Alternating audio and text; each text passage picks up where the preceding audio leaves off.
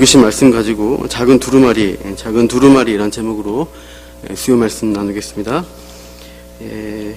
우리가 지난주에 요한계시록 6번째 나팔 재앙을 살펴보았습니다.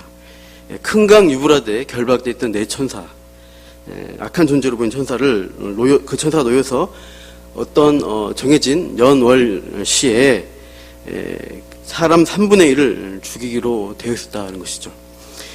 성경적으로 이스라엘 북쪽 유브라데 강 유역은 항상 이스라엘을 멸망시키는 강대국의 군대가 일어난 곳입니다. 그런 상징적인 곳에서 아마 네 천사의 주의를 받는 군대, 사악한 군대 2만만의 마병대가 일어나서 사람들을 죽음의 재앙으로 이제 죽이게 됩니다. 그래서 불과 연기와 유황으로 사람 3분의 1을 죽인다라고 문제 9장에 본문에 나와 있습니다. 그런데 이 6번째 나팔 재앙은 우리 믿는 자들에게 무엇을 시사하는가 했을 때 공포스럽고 무섭고 두렵게 하는 게 아니라 이 재앙 역시 하나님의 주권 아래에 있다라는 것을 표현하고 있습니다. 아무 때나 악한 자들이 우리 사람들 죽이도록 된 게 아니라 하나님이 정하신 연월 일시에 그 일이 일어날 것이다라고 통제 아래 있습니다. 그래서 이러한 재앙을 이제 겪고도 그러나 땅에 있는 사람들의 반응은 어떤가 보니까 9장 마지막 20절, 21절 보시면 이들은 계속해서 회개하지 않고 우상 숭배하는 모습으로 반응을 합니다.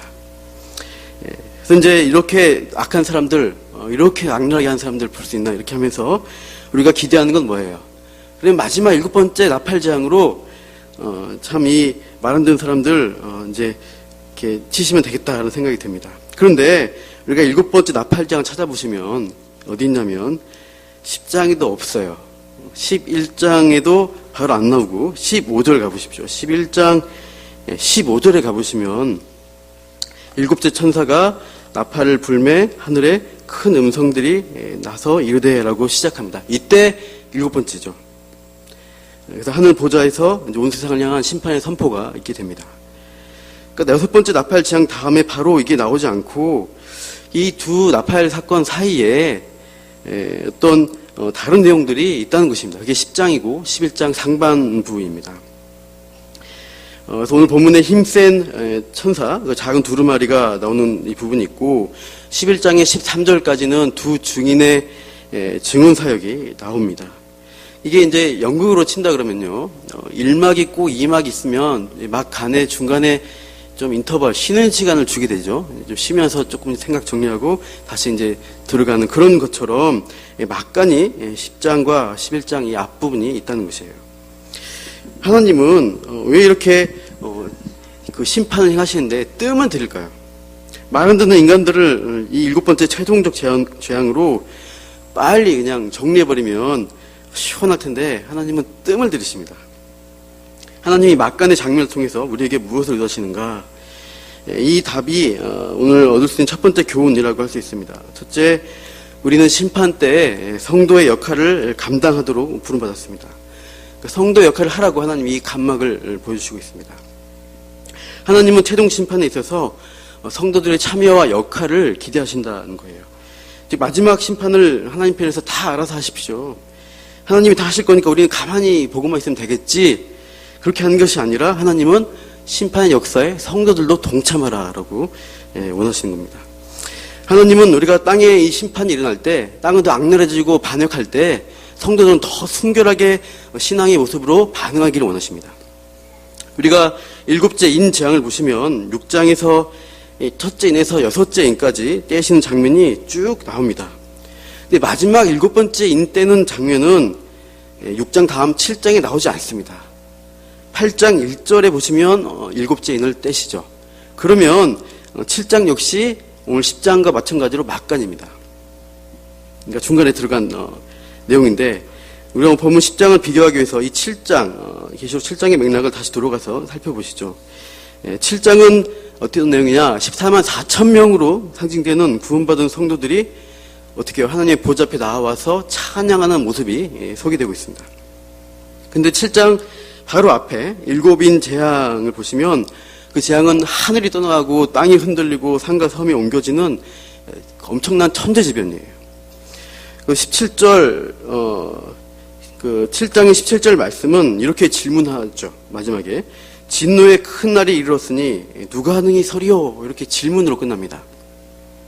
이렇게 무시무시한 재판, 재난과 심판 앞에서 이런 진노의 큰 날에 누가 보좌에 앉으신 하나님과 어린 양의 진노를 앞두고 당당히 서 있을 수 있겠냐라고 질문할 때 그 질문에 대한 답으로 7장이 또 나올 수 있는 것입니다. 저 정도 최후의 심판 가운데서 하나님이 자기 백성을 불러서 세우신다는 거예요. 종들의 이마에 인을 치시고 너는 하나님 것이다 도장을 찍으세요. 그리고 구원의 자리, 영광스러운 자리로 인도해 가시는 것이 7장에 나옵니다. 근데 우리가 이 7장에서 볼 것은 성도들이 그냥 환난을 피해서 안전하게 하나님께로 올라갔다는 것이 아니에요. 7장 13절을 보시면 13절 보시면 장로 중 하나가 흰옷 입은 자들이 누구냐라고 어디서 왔냐라고 질문합니다. 그러니까 14절의 대답이 큰 환난에서 나오는 자들이라고 대답합니다. 큰 환난. 흔히 세대주의 휴거를 주장하는 이제 사람들, 그걸 믿는 사람들이 많이 이제 저도 어렸을 때 그렇게 많이 배웠는데 소위 7년 대환란 전에 휴거가 일어나서 그 큰 환란 오기 전에 휴거가 일어나서 믿는 자들은 아무 고난 없이 하나님 앞에 그냥 탁 호련히 나타나는 그런 것으로 고난을 완전히 피할 수 있는 걸로 생각을 이렇게 가르침을 받은 경우가 있었죠. 저도 어렸을 때 이렇게 배웠던 기억이 납니다. 그러나 오늘 본문을 자세히 보시면 그렇지 않습니다. 우리 7장 16절을 한번 읽어보시죠. 7장 16절입니다. 계시록 시작. 그들이 다시는 줄이지도 아니하며 목마르지도 아니하고 해나 아무 뜨거운 기운에 상하지도 아니하리니. 예. 여기 보시면 굶주림을 당하고 목마름 당하고 해를 당하고 뜨거운 기운, 그러니까 불같은 화형, 이런 고통과 처형을 당했다는 말씀이에요, 안 당했다는 말씀이에요? 환난 중에 나왔는데 이 사람이 당하고 온 거예요, 그냥 아예 피하고 온 거예요? 여기 보시면 16절 맨 앞에 그들이 다시는이라 되어 있죠. 다시는이라는 것은 그전에 당했다는 얘기입니다. 이런 고난과 환난을 당하고 이제 다시는 안 당할 것이다, 이런 표현이 됩니다. 그러니까 이들은 24만 4천 대표되는 이 거룩한 성도들은 박해와 고난을 지상에서 당했습니다. 순교도 당했습니다. 괴로움과 환난을 겪고 그것을 통과해서 보좌 앞에 어린 양께 온 것입니다. 그러한 수고를 감당하고 왔기 때문에 7장 17절 말씀 다 같이 읽어보시죠. 7장 17절 시작. 이는 보좌 가운데에 계신 어린 양이 그들의 목자가 되사 생명수 샘으로 인도하시고 하나님께서 그들의 눈에서 모든 눈물을 씻어 주실 것입니다. 이렇게 눈물 흘려야지 하나님이 이때 네가 고생했구나 하고 눈물을 닦아주는 은혜가 있다는 거예요. 성도가 이 땅에 살 때 눈물 흘릴 일이 많이 있다는 것입니다. 근데 성도가 기회주의적으로 세상에서 나갔을 때는 세상적으로 살고 주일이나 교회에 있을 때만 성도인 척 하면서 이제 어려움을 겪지 않게 되면은 이 눈물이 없죠. 그러면 가서도 하나님 닦아줘 눈물이 없는 상태. 이게 모순적이게 되는 것입니다. 요한계시록은 우리가 보시면 구약의 다니엘서와 연관성을 갖고 있는데요. 다니엘서 12장 1절을 한번 보여주십시오. 거기 보시면 마지막 때 예언이 있고 개국 이래 그때까지 없던 환란일 것이며 그때 내 백성 중에 책에 기록된 모든 자가 구원을 받을 것이라. 이 7장의 내용과 비슷한데요. 12장 10절을 보시면 다니엘서 같이 읽어보시죠. 시작. 많은 사람이 연단을 받아 스스로 정결하게 하며 희게 할 것이나 악한 사람은 악을 행하리니 악한 자는 아무것도 깨닫지 못하되 오직 지혜 있는 자는 깨달으리라. 마지막 때 지혜 있는 자는 환난 가운데서 어떻게 반응해요? 환난 당하면서 연단을 받습니다. 그래서 더욱더 정결한 성도의 삶을 살려고 애를 쓰게 될 것이다. 이것이 다니엘서에서 마지막 때에 일어날 일을 보여준 것입니다. 12장 3절 말씀 다니엘서는 또 읽어보시죠. 지혜 있는 자는 궁창의 빛과 같이 빛날 것이요 많은 사람을 옳은 대로 돌아오게 한 자는 별과 같이 영원토록 빛나리라. 예. 참 하나님을 아는 이 지혜 있는 자는 어두운 세상에서 세상의 빛과 소금으로 살아냅니다. 그래서 성도의 역할과 직분을 감당해서 별과 같이 빛나게 되는 존재가 됩니다. 그렇게 하나님이 이 마지막 때에 이 성도들이 그렇게 하나님을 드러내기를, 고난 가운데 드러내기를 원하시고 동참하라고 요구하시는 것입니다. 오늘 10장에 나오는 사도 요한도 어떻게 합니까? 두루마리를 먹고 세상 사람들에게 가서 어떻게 해요? 예언하는 사명과 역할을 감당하도록 요청받습니다.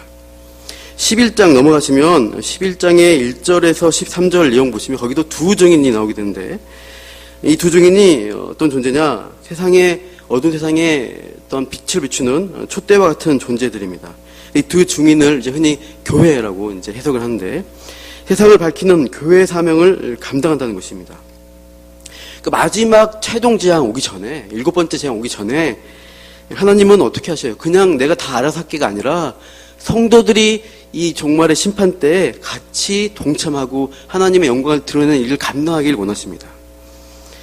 그래서 하나님은 성도의 영광스러운 사명을 보이시고 정말 그 성도의 동참을 요구하시고 있는 것이죠. 그래서 이렇게 7장도 있고 10장도 이 막간이 들어가 있다라고 할 수가 있습니다. 그런데 또 우리가 의문이 되는 게 하나 있는데, 다음 주 수요일에 우리가 11장을 보게 되겠지만 11장 7절을 보시면 두 증인이 어떻게 됩니까? 두 증인이 사명을 감당하다가 죽임을 당한 게 보입니다. 13장으로 가보시면 거기 보시면 비슷한 얘기가 있는데, 13장에 바다에서 올라온 짐승을 묘사하고 있는데, 그 짐승이 권세를 받습니다. 누구한테 받냐면 큰 용, 바로 옛뱀이라고 하고 사탄이라는 존재에게 권세를 부여받아서 어떤 일을 하는가? 계시록 13장 7절 말씀 같이 읽어보겠습니다. 시작. 또 권세를 받아 성도들과 싸워 이기게 되고 각 족속과 백성과 방언과 나라를 다스리는 권세를 받으니. 여기 보시면 그 짐승이 성도들과 싸워서 이깁니까 집니까? 성도들에게 이겨야 져요. 이기죠. 그럼 성도는 진 거죠. 패배한 것이죠. 그리고 그 짐승이 모든 나라, 족속, 백성, 방언, 나라의 권세를 마음대로 이제 휘두르는 자가 되죠. 성도들이 진다는 것입니다. 다니엘서 12장 7절 말씀도 있었는데 같이 한번 보시죠. 다니엘서 12장 7절 시작. 반드시 한때, 두때, 반때를 지나서 성도의 권세가 다 깨지기까지 그렇게 되면 이 모든 일이 다 끝나리라. 여기 보시면 성도의 권세가 깨진다고 했어요. 성공한다, 승승장구한다가 아니라 마지막 때 되면 교회가 극심한 박해로 와야 될 것이다. 많이 이제 죽게 될 것이다. 해를 당할 것이다. 이런 말씀입니다. 짐승의 세력에 의해서 교회와 성도들이 정복당한다가 성경에 나온 예언입니다. 이게 황당하죠. 이게 뭐지? 이런 생각이 들 것입니다. 갑자기 이렇게 시무룩해지고 미래가 암울한 이런 느낌을 말씀이 주고 있습니다. 근데 우리가 지난번 계속 살펴봤지만 계시록의 말씀에서 계시록 7장 앞부분하고 9장 4절 보시면 하나님이 인침받은 성도들을 보호하시고 어떤 그런 심판으로부터 피하게 하시는, 해를 당하지 않게 하신다는 그 장면이 있었어요. 근데 오늘 읽던 11장도 13장도 보면은 이 교회를 대표하는, 성도를 대표하는 두 증인이 교회가 해를 당해서 죽거나 또 성도들이 그 짐승에게 져서 패배하는 모습을 보여주고 있습니다. 우리가 어떻게 이것을 이해해야 할까? 어떻게 해야 할까요? 암울하게 보이지만 사실 겉보기는 힘든 일입니다. 원리적으로 구분하면 이렇게 할 수 있어요. 성도들은 하나님의 진노로부터는 보호받습니다. 그러나 짐승의 진노로부터는 보호가 이제 표면적으로는 보호를 받지 못합니다. 즉 짐승의 세력, 악의 세력에 의해서 성도는 고난과 순교를 당한다는 게 정설입니다. 이럴 수가 있을까 한데 성경은 그렇게 가르쳐주고 있습니다. 일제 말기에 신사참배 반대했던 이제 교회들은 일제에서 엄청난 박해를 받죠. 그러다가 거부하던 어떤 집사님이, 남자 집사님이 잡혀갔어요. 그래서 일본 순사에게 고문당하고 막 괴롭당하다가 이제 석방이 됐습니다. 그래서 이웃 교인들이 찾아와서 이제 몰래 이제 묻는 거예요. 집사님, 고문당할 때 기적이 일어나서 하나도 아프지 않았죠? 이렇게 질문했어요. 그 집사님 뭐라 그랬냐? 저도 그렇게 해달라 기도했지만 너무너무 아팠습니다. 죽을 뻔했습니다. 이렇게 대답하는 거예요. 고난당하는데 하나님이 해를 당하게도 해주지 않고 고통도 없게 해주면 좋겠는데, 근데 그런 경우는 특별한 때 말고는 대다수는 고통을 겪게 하십니다. 바울이 독사에 물리고 죽지 않는 기적을 보여줬죠. 그러나 그는 매로 맞고 죽을 뻔도 하고 돌에 맞고 피 흘리고 마지막에 로마의 칼날에 목베어서 순교당합니다. 하나님은 이러한 고난 가운데 마지막 때 심판 때도 악의 세력이 악이 맺힌 듯이 올라올 때 성도들이 그 악의 세력부터 고통을 당합니다. 그러나 그걸 통해서 뭘 원하세요? 연단을 받아서 더 정결해지기를, 그래서 거룩한 성도가 되고 세상의 빛과 소금으로 살기를 하나님이 요구하신다는 거예요. 겉보기로 힘든 일이죠. 성도와 교회가 고난당하고 짐승에게 패배한다. 이것은 어떻게 보면 단순한 실패나 패배가 아니란 것을 제가 잠시 후에 다시 설명을 드리겠습니다. 일단은 그러한 상황이라는 것입니다. 성경에서 말하는 것은. 그 전에 이제 제가 본문을 통해 두 번째로 생각해 볼 교훈이 있습니다. 두 번째 내용은 우리는 심판이 하나님의 주권대로 행사됨을 믿고 인내해야 합니다. 하나님의 주권대로 이것이 심판이 이루어지고 있다는 것, 그것을 믿고 알고 인내해야 합니다. 본문 1, 2절, 10장 1, 2절 보시면 하늘에서 내려온 힘센 천사에 대한 묘사가 있죠. 이 힘센 천사의 모습은 하나님의 강림 같은 이미지를 보여줍니다. 구름을 입고 빽빽한 구름, 머리에는 무지개고 얼굴에는 예수님처럼 해같이 빛나는 것입니다.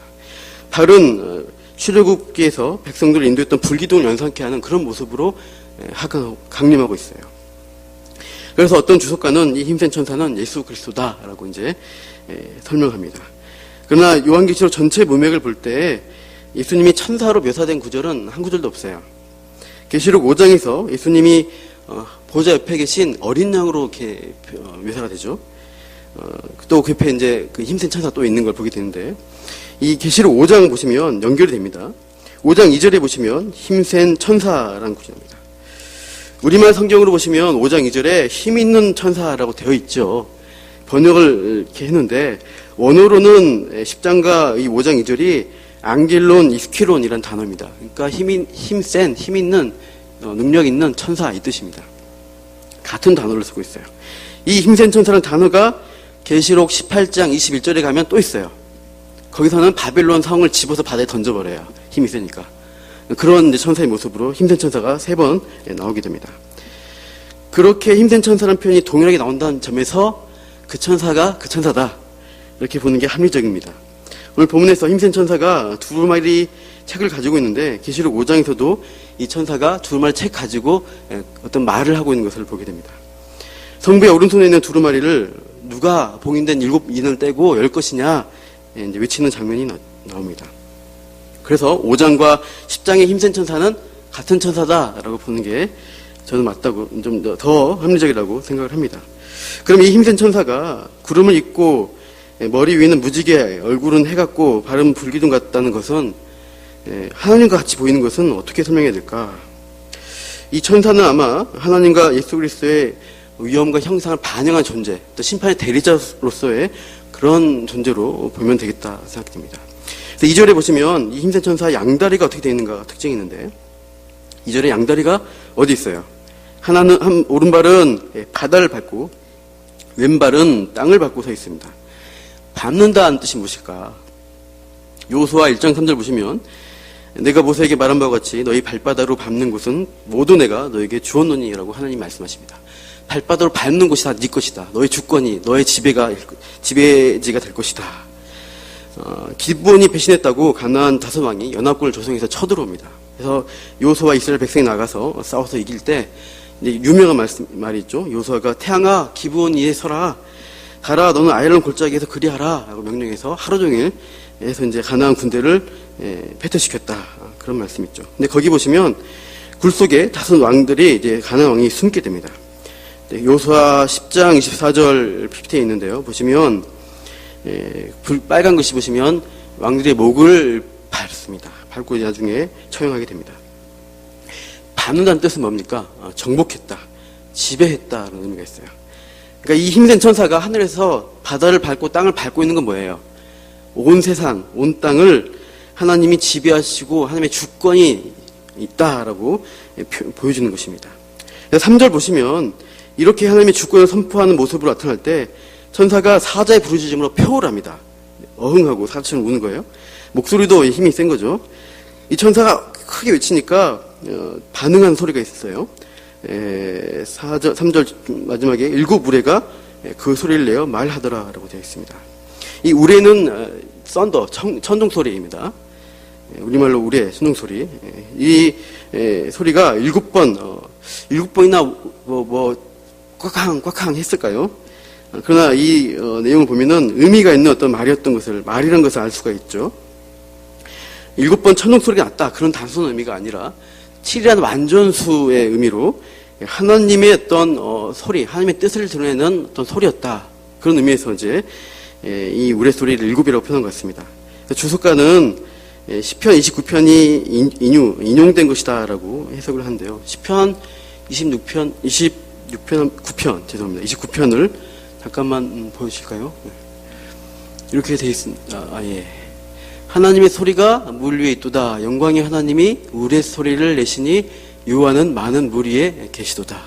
우레 소리를 내시고 그 다음 나오는 이제 4절 이후에 쭉 보시면 여호와의 소리가 백향목을 꺾으시며 여호와의 소리가 화염을 가르시도다. 여호와의 소리가 광야를 진동하시며 여호와께서 홍수 때 좌정하셨으며 이런 식의 심판에 대한 메시지가 7번이 나옵니다. 그러니까 이 시편에 한 이 우레소리 7번 된 것을 인용해서 하나님의 어떤 비밀스러운 어떤 메시지를 들었다라고 볼 수가 있습니다. 심판의 메시지로 시편을 통해서 추측할 수 있어요. 사도 요한이 이 메시지를 들으니까 어떻게 했어요? 들으니까 바로 기록하려고 합니다. 그래서 이것들을 전해야겠다라고 생각했는데 우리 10장 4절 본문 10장 4절 같이 읽어보시죠. 10장 4절 시작.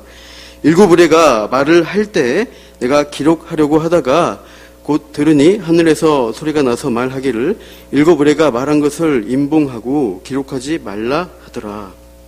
기록하지 말래요. 갑자기 봉해버리래요. 하나님은 모든 메시지 다 알기를 보여주시기를 원하지 않는다는 걸 알 수 있습니다. 어떤 것은 감추세요. 그냥 니들이 몰라도 돼 라고 하시는 거예요. 우리가 기록된 하나님의 계신 성경을 보다 보면 종종 하나님이 드러내지 않고 신비 영역에 두시는 내용들이 있다는 것을 보게 됩니다. 욥기 같은 경우 그렇습니다. 욥이 계속 고난당해요. 자기는 몰라요. 우리 이제 성경부에 나오는데. 그래서 욥이 왜 내가 고난당했는지 탄원을 계속하니까 하나님이 나중에 폭풍 가운데서 말씀하시죠. 38장에 욥기 보면 무지한 말로 생각을 어둡게 한 자가 누구냐 이러면서 내가 땅에 기초를 놓을 때 네가 어디 있었냐? 네가 깨달아 알았거든 말해봐라. 이렇게 하나님이 논쟁하세요. 그러니까 네가 도대체 뭘 안다고 그러냐 하고 비밀에 감춘 것들을 가지고 네가 안다고 하지 말라는 것이죠. 예수님도 이적을 행하실 때 어떻게 하시냐면 비밀로 하라는 부분들이 종종 나옵니다.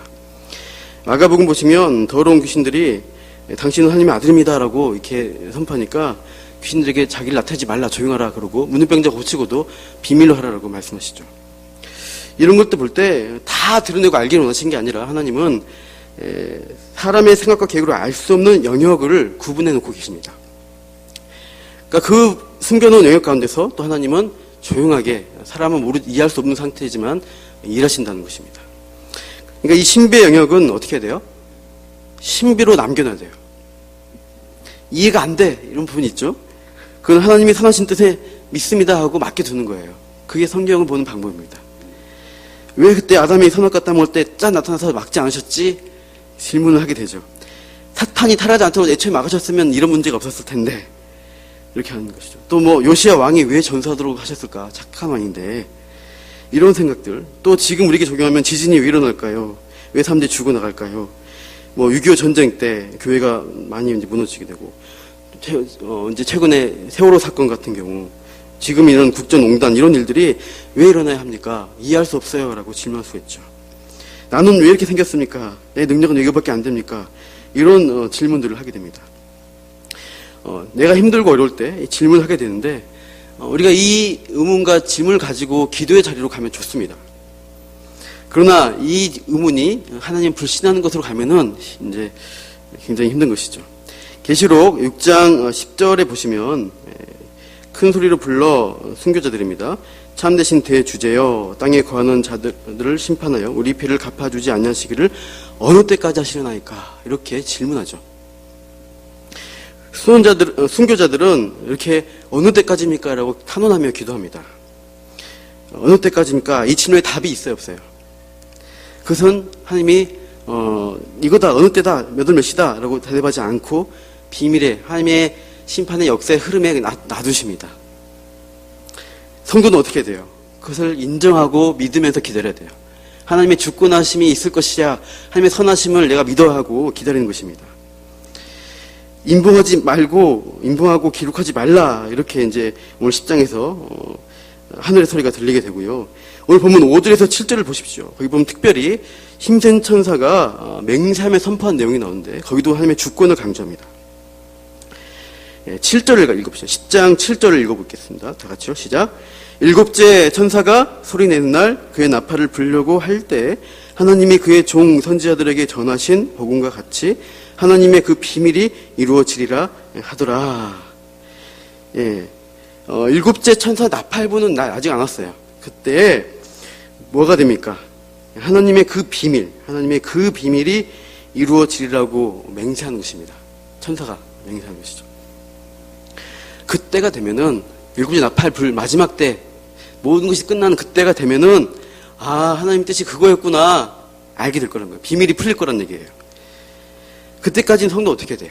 참고 인내하는 수밖에 없는 거예요. 감추신 거는 우리가 보여달라 할 수가 없는 것입니다.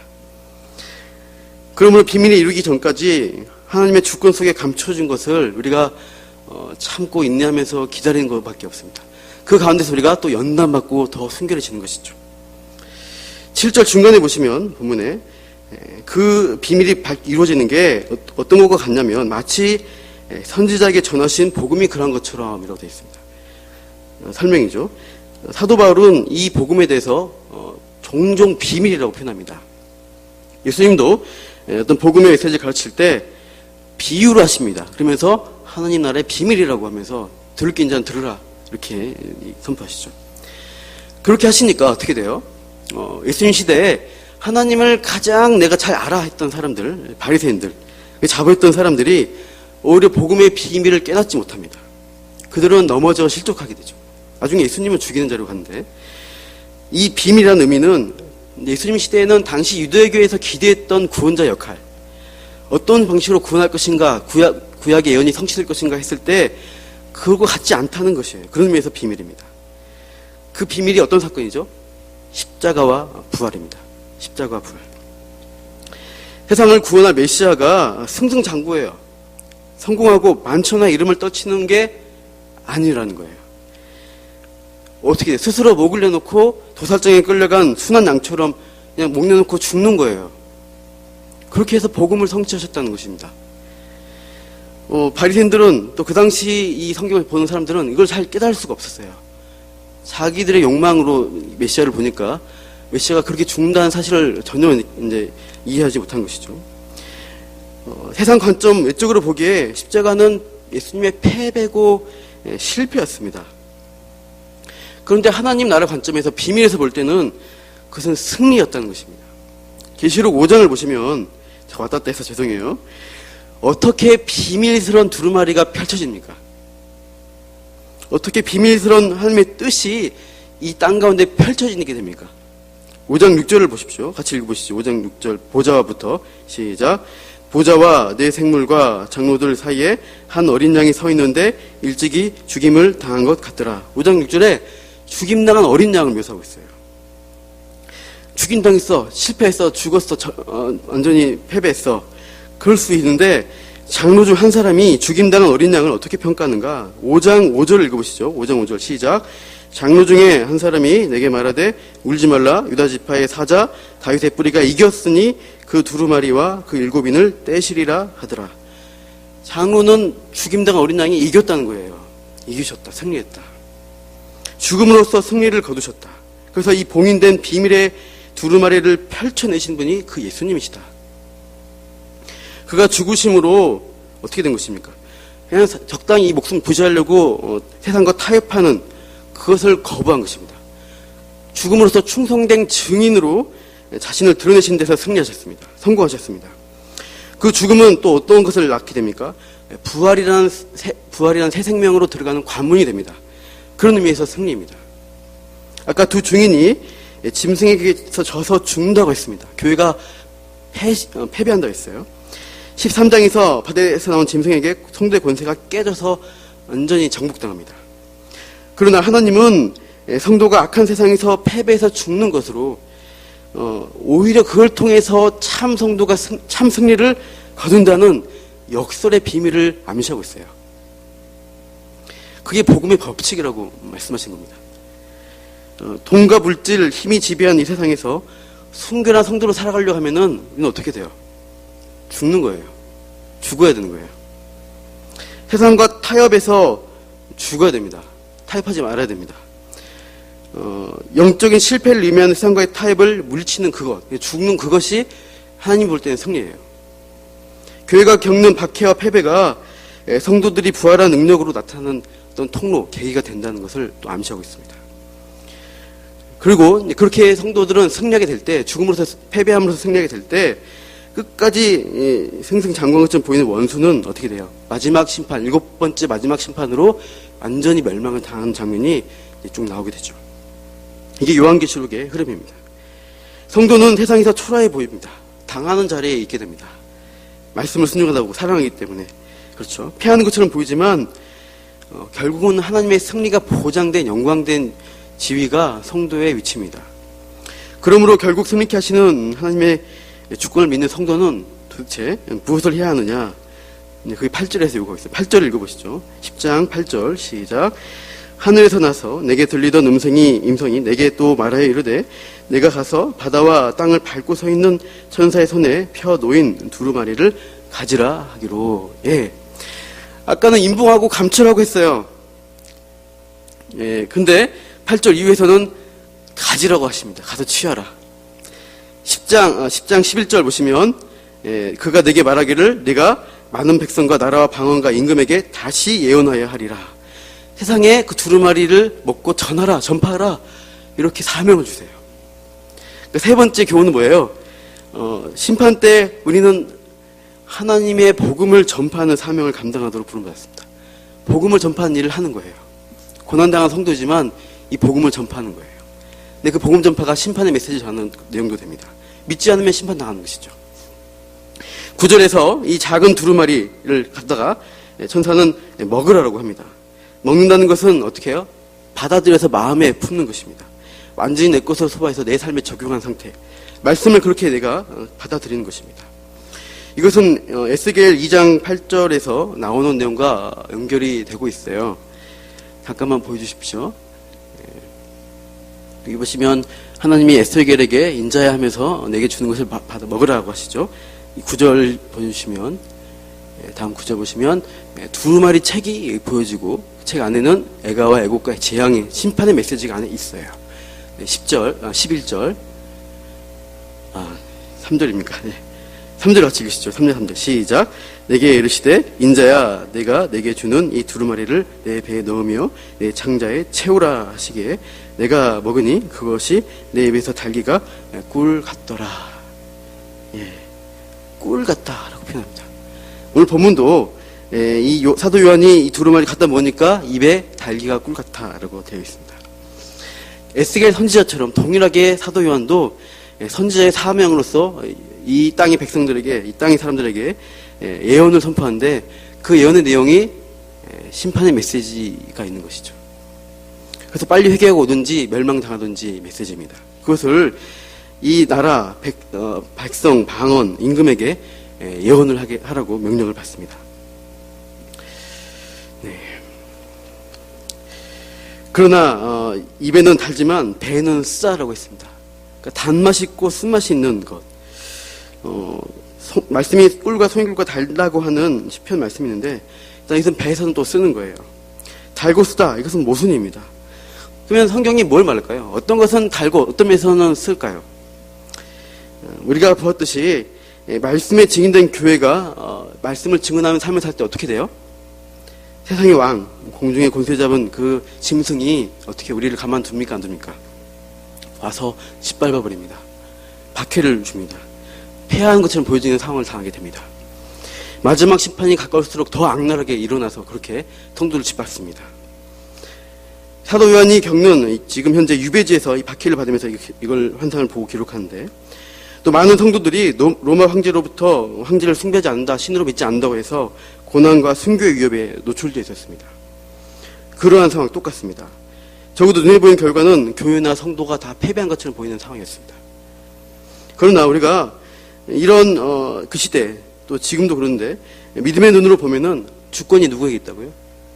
이 세상의 주권, 마지막의 주권은 하나님께 있습니다. 하나님의 주권대로 심판이 행해질 것이고, 마지막 때가 되면은 7번째 최종적으로 오게 되면은 그때는 비밀이 다 풀어지고 이루어져서 하나님이 어떤 뜻으로 하셨는지 우리가 분명히 알게 되고 감사와 찬양을 돌리는 시간이 될 것입니다.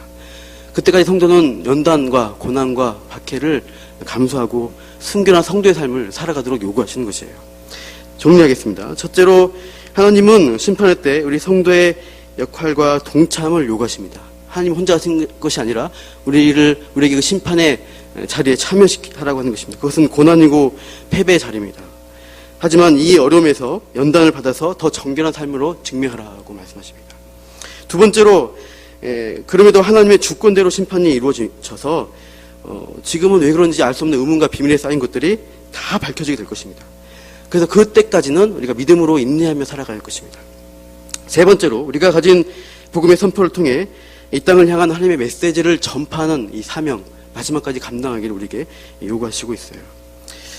제가 이 말씀을 준비하면서 저 어렸을 때 세대주의 이제 휴거설 영향을 많이 받아서 다 피할 수 있겠지, 눈 뽑히고 다리 잘리고 한다면서 하면서 소설을 보니까 그게 나오더라고요. 무서워서 막 휴거되면 되겠구나 했는데, 오늘 처절하게 성경을 보면서 그렇지 않구나 분명하게 알게 됐습니다. 고난을 적당히 피하고 적당히 신앙생활하면 되겠다가 아니라, 하나님이 이 땅 가운데 마지막 심판자를 인도할 때 우리 각자에게 또 교회에 어떤 일이 날 것입니다. 그때 우리가 이 말씀 바라보면서 붙들어야 돼요. 그리고 인내해야 할 것입니다. 그러나 우리가 두려워하지 않을 말씀이 있죠. 하나님의 보호하심에 마태복음 10장 28절 같이 읽으시고 말씀 읽겠습니다. 시작. 몸은 죽여도 영혼은 능히 죽이지 못한 자들을 두려워하지 말고 오직 몸과 영혼을 능히 지옥에 멸하실 수 있는 이를 두려워하라. 진짜 승리는 어디 있는가? 그분께 달려있다. 이것을 우리가 기억하시고 마지막 때를 힘있게 패배하는 것 같지만 승리하게 하시는 그 하나님의 역사를 믿으시면서 하루 살아가시기를 축원합니다.